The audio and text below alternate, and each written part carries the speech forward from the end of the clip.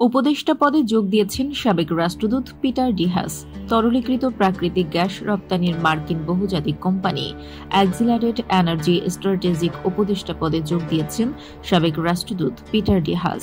এর আগে তিনি ঢাকায় যুক্তরাষ্ট্রের ১৭তম রাষ্ট্রদূত হিসেবে দায়িত্ব পালন করেন। ২০২২ সালের মার্চ থেকে গত এপ্রিল পর্যন্ত ঢাকায় দায়িত্ব পালন করেন এই পেশাদার কূটনৈতিক।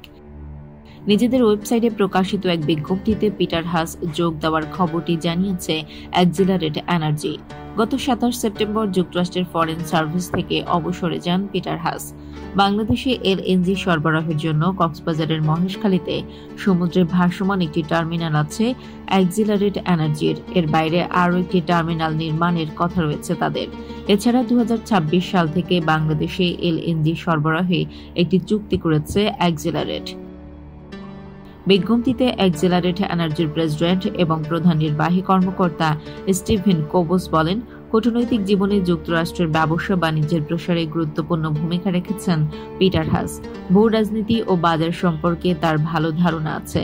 তার অভিজ্ঞতা ও নেতৃত্ব বিশ্বজুড়ে অ্যাক্সিলারেটর গ্রাহকের জ্বালানি নিরাপত্তায় ভূমিকা রাখবে।